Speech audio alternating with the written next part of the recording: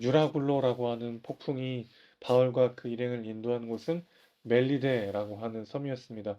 원래 바울은 그들이 이제 그레네 섬에 있을 때 미항이라는 곳에 머물렀거든요. 거기에 이제 아무래도 겨울이 찾아오고 변수가 많아질 테니까 여기에 머물자라고 제안하는데 아마 그 미항이라는 항구가 겨울을 지내기에는 좀 불편했던 곳이었던 것 같습니다. 그래서 미항 조금 옆에 있는 베닉스라고 하는 항구로 이제 이동하려고 하다가 유라굴로라는 광풍을 만나서 이제 표류하다가 도착한 곳이 오늘 1절 보면 멜리데라고 하는 섬이었다는 것이죠.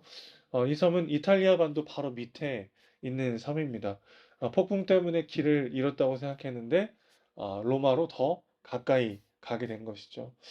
로마에서도 복음을 전하라고 하는 부르심을 받았던 바울입니다. 풍랑 때문에 로마로 더 빨리 가게 된 것이죠.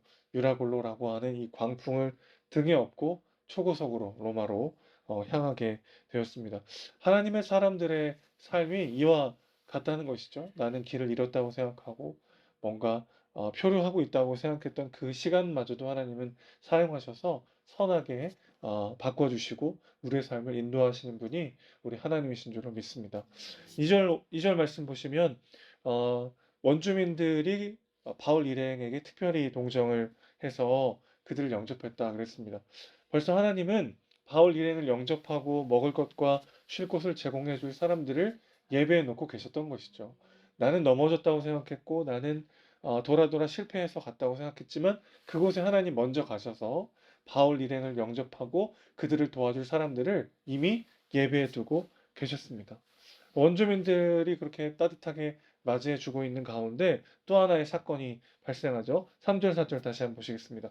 바울이 나무 한 묶음을 거두어 불에 넣으니 뜨거움으로 말미암아 독사가 나와 그 손을 물고 있는지라 원주민들이 이 짐승이 그 손에 매달려 있음을 보고 서로 말하되 진실로 이 사람은 살인한 자로다.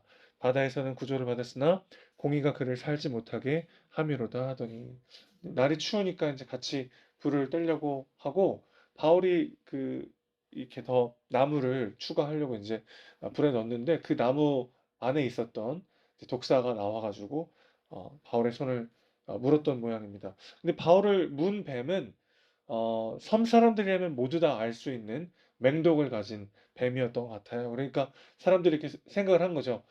저 뱀이 그 엄청난 풍랑에도 불구하고 살아남았던 저 사람이 바다에서는 건진받았을지 모르지만 저 뱀을 통해서 기어이 심판받는구나. 아마 저 사람은 살인을 했거나 하여튼 중범죄를 저지른 죄인이어서 그래서 이제 압송되고 있는 거고 신이 바다에서는 건져줬지만 이 뱀을 통해서 저 사람을 심판하는구나. 이렇게 생각하게 됩니다. 바다와 뱀은 악을 상징하는 어, 이미지라고 볼 수 있겠어요. 바다에서의 풍랑에서는 살아남았지만 결국 뱀에 의해 심판받는다. 이렇게 사람들은 생각했습니다. 그런데 5절, 6절 계속 보시죠. 바울이 그 짐승을 뱀을 이제 불에 버렸는데 몸이 부어오르거나 막 죽을 것을 사람들이 이제 예상하고 기다리고 있는데 아무렇지도 않은 겁니다. 아무렇지도 않은 그 모습을 보면서 오히려 섬 사람들은 돌이켜 생각하기를 그가 신이구나 이렇게 생각한 거죠. 그러니까 그 섬 사람들은 아마 다 알고 있었던 것 같아요. 이 뱀이 굉장히 맹독을 가진 뱀이고 그 뱀에 물려서는 사실 살아남을 길이 없다는 거를 다 알 만큼 그 섬의 유명한 뱀이었을 텐데 그 뱀에게 물렸음에도 불구하고 멀쩡한 것을 보면서 순식간에 이제 생각을 바꾼 거죠. 사람의 마음과 사람의 인정이라는 게 참 이렇게 허망합니다. 좀 전까지는 정말 죽을 죄인이고 바다에서는 건진받았지만 뱀을 통해서 저 사람이 심판받는구나. 그렇게 생각했던 여론이 순식간에 와, 저 사람 신이구나. 이렇게 이제 뒤바뀌는 걸 보면서 참 허망하다라는 생각이 드는데 자, 그냥 바다와 뱀, 이 어마어마한 많은 죽음의 위험으로부터 바울이 건진받았다. 이렇게 해도 그냥 우리가 볼 수 있지만 사실 풍랑을 잠잠케 하시고 뱀의 머리를 밟으신 예수 그리스도의 행하신 일이 생각나는 장면이죠. 예수 그리스도의 십자가 복음을 전하는 바울의 삶도 바다와 뱀이 결코 가로막지 못하고 있는 것을 우리는 본문을 통해 보게 되는 것이죠. 어, 그렇게 바울이 바다의 죽음 또 뱀의 죽음으로부터도 멀쩡히 살아있는 모습을 보면서 섬 사람들은 그 섬의 추장격인 섬의 지도자 보블리오에게 바울과 일행을 데려갑니다. 그들을 데려가니까 또 거기서 영접해주고 사흘이나 친절히 머물도록 허락을 해주죠. 신이라고 생각했던 그들이 막 바울을 막 예배하려 했다 이런 구절은 없지만 그랬다면 또 바울이 그들을 말렸겠죠. 분명한 것은 그 섬의 추장이라고 할 수 있는 지도자 보블리오를 만나게 될 만큼 바울 일행은 지금 극진한 대접을 받고 있다는 것을 알게 됩니다.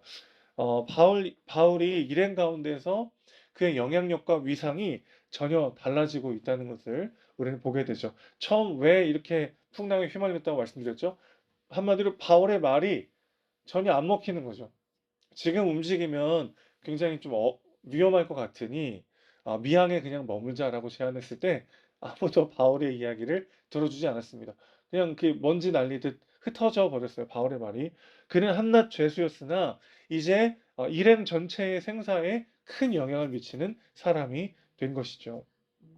자, 그리고 또 버블리오의 집에서도 놀라운 하나님의 능력을 드러내게 됩니다. 8절, 9절 보시면 풍랑 때문에 들리게 된 이 멜리데 섬에서도 하나님의 치유와 은혜가 흘러가게 되죠.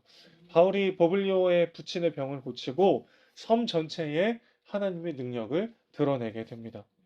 뱀으로 인해서 바울은 살인자로 여겨지고 죄인으로 고발당했지만 섬 사람들은 결국 그가 무죄함을 알게 되었어요. 뿐만 아니라 바울은 로마 관리들에게 신뢰를 얻게 되었고 섬 가운데 하나님의 능력과 영광을 드러내는 일에 쓰임받게 되었습니다. 자, 그냥 바울이 고생하다가 잘 구원받았구나 이렇게 끝날 게 아니고 이 본문은 하나님의 사람들이 복음을 전하고 하나님의 뜻대로 살아가는 하나님 나라 백성들이 어떤 삶을 살게 되는지를 보여주는 상징적인 사건이라고 볼 수 있겠어요. 바다와 뱀이 최악의 타격을 입혔으나 그는 극복했습니다. 우리 가운데 임할 새 창조의 그림자와도 같은 사건이라고 할 수 있겠어요. 이 땅 가운데 새 하늘과 새 땅이 임할 때 우리는 사탄의 정죄와 고발로부터 의롭다고 칭해지게 될 것입니다. 그 나라에서 우리는 하나님의 영광을 드러내며 그 영광을 함께 누리는 그분의 상속자로 온 세계 가운데 신뢰와 사랑을 받게 될 것입니다. 바울은 지금 생각보다 피곤하고 초췌한 모습으로 결국 로마에 도착하겠지만 그가 마음에 담아갔던 복음은 로마에서 번성했고 아무도 그를 막지 못했습니다. 우리가 가는 길을 세상에 미련하다고 해도 하나님은 결국 우리에게 영원한 승리와 영광을 주실 줄로 믿습니다. 이게 우리에게 예비된 우리 인생의 엔딩이라는 것이죠.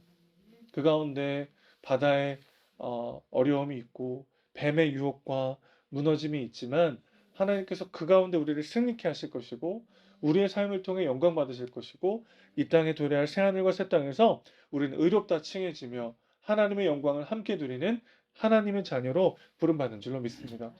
바울의 지금 현재 모습은 굉장히 비참하죠.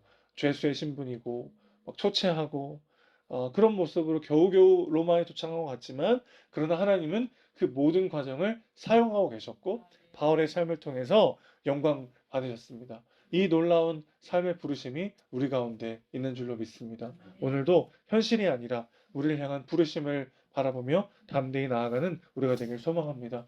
너희가 세상에서 환난을 당하나 담대하라. 내가 세상을 이겼노라. 우리에게 선포하시고 약속하신 주님 말씀 붙잡고 담대히 오늘 하루를 살아내는 저 여러분 되시기를 주님의 이름으로 축원합니다.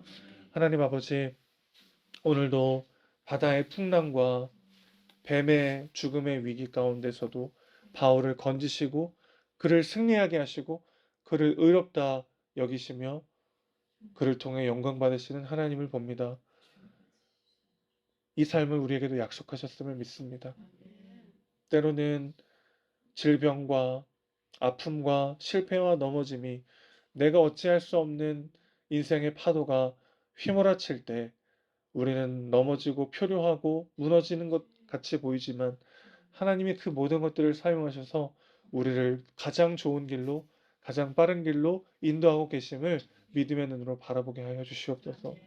그 어떤 위험과 유혹도 우리를 무너뜨릴 수 없음을 담대히 선포하며 세상을 이기신 그리스도 그분과 함께 이 세상을 담대히 살아내는 우리의 삶이 될 수 있도록 주님 붙잡아 주시옵소서.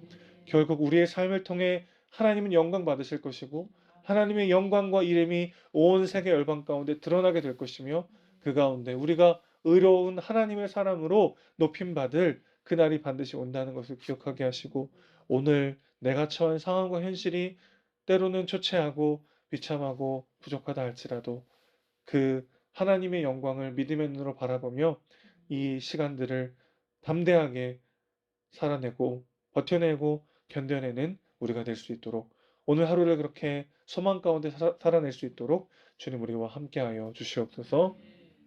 우리 사랑이시고 주인이신 예수님의 이름으로 기도합니다. 아멘.